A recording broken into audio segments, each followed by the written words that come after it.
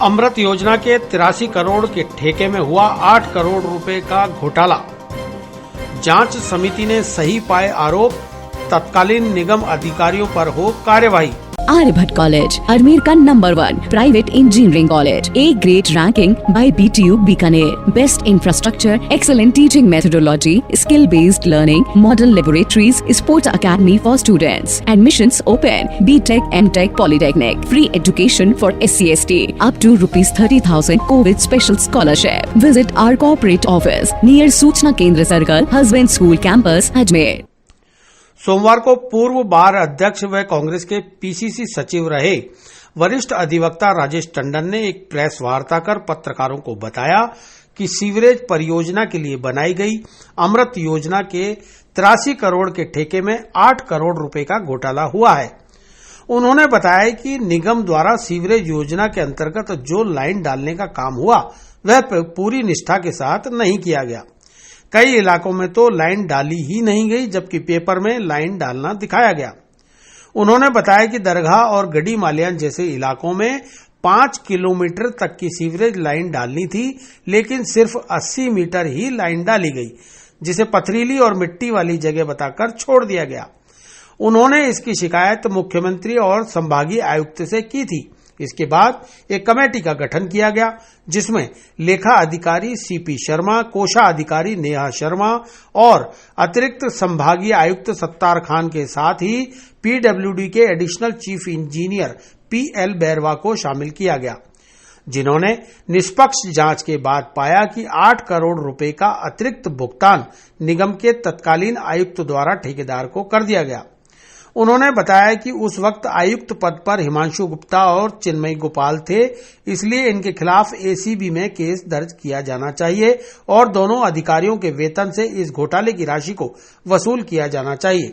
वहीं टंडन ने आरोप लगाया कि CMO में बैठे एक उच्च अधिकारी द्वारा इन अधिकारियों को बचाने की पुरजोर कोशिश की जा रही है, जबकि जांच कमेटी ने अपनी निष्पक्ष जांच रिपोर्ट मुख्यमंत्री और संभागीय आयुक्त को सौंप दी है, लिहाजा इनके विरुद्ध तत्काल कड़ी कार्रवाई की जाए।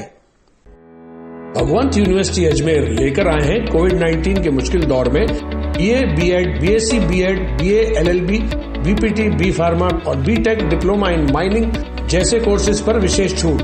साथ ही SC/ST कैटेगरी के लिए 100% तक की स्कॉलरशिप और लोन सुविधा।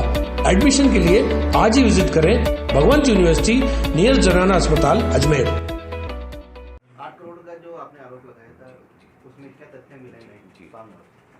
देखिए, एक अमृत योजना जो थी सीवर लाइन डालने की योजना थी और उसके 83 करोड़ रुपए जो है पेमेंट सरकार द्वारा देना था, तय हुआ। उस सरकार के द्वारा 83 करोड़ रुपए पेमेंट करने का ये काम नगर निगम को दिया गया, उसके बजट सैंक्शन हो गया। अमृत योजना में ये था कि सीवर लाइन वैशाली में, इधर आपका गड़ी माल्यान में, आपका ये जो है दरगाह क्षेत्र में, इंदरकोट क्षेत्र में, इनमें डालनी थी। इस योजना के तहत इनका ये था कि इनको ये सीवर लाइन डालनी थी। इन्होंने क्या किया, जैसे दरगाह क्षेत्र है वो पथरीली ज़मीन थी, घनी आबादी थी, इंटरनेशनल जगह थी, वहाँ पर इनको 5 किलोमीटर जो थी वो डालनी थी सीवर लाइन। इन्होंने सिर्फ 80 मीटर डाली और 80 मीटर डाल करके और उसको छोड़ दिया। और जहाँ मिट्टी थी, जैसे गड़ी माल्यान में, उधर धोलाबाटा में, वहाँ खोद दी, और जहाँ पथरीली ज़मीन थी वहाँ नहीं खोदी, कल्याणीपुरा में खोद दी। तो इस तरह से इन्होंने इसको घोटाला कर दिया। मैंने इसकी मुख्यमंत्री जी को दी और आरुषि मलिक जी को एक ज्ञापन दिया जाके कि साहब ये इसमें घोटाला हुआ है। उन्होंने एक कमेटी का गठन किया, जिसमें CP शर्मा लेखाधिकारी, जिसमें नेहा शर्मा कोषाधिकारी, सत्तार खां अतिरिक्त संभागीय आयुक्त एवं PL बैरवा साहब एडिशनल चीफ इंजीनियर PWD, उनको चूँकि टेक्निकल था उनको बनाया गया। इस कमेटी ने निष्पक्ष जांच करके पाया कि तत्कालीन नगर आयुक्त जो थे, उन्होंने ठेकेदारों को फ़ायदा पहुंचाने के लिए 8 करोड़ रुपए का एक्सेस पेमेंट कर दिया और घोटाला किया है।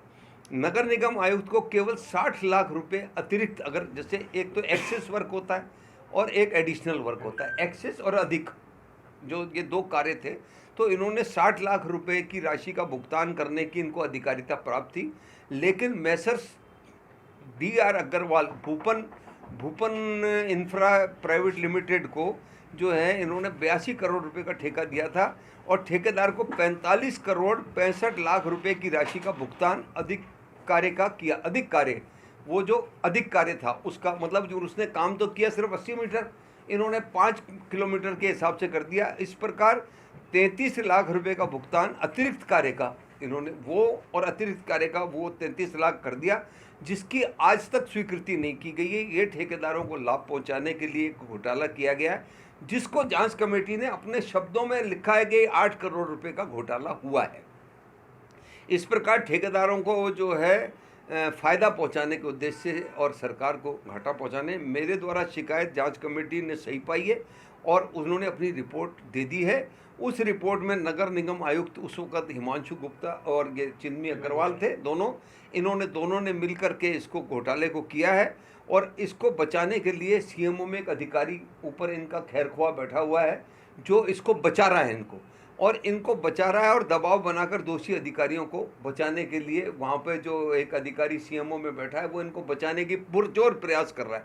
मेरी ये इस मामले में मांग है कि इनके वेतन से ये राशि वसूल की जाए और इनके वेतन से ये राशि वसूल हो जो इन्होंने 8 करोड़ रुपए का घोटाला किया है और ACB में केस दर्ज हो और ACB में केस दर्ज होकर के इसकी जो है जांच हो, क्योंकि जांच कमेटी के सदस्यों ने जो अपनी जांच रिपोर्ट दी है उसमें ये पाया है कि इन्होंने घोटाला 8 करोड़ रुपए का किया है। स्वीकृति आज तक नहीं ली है।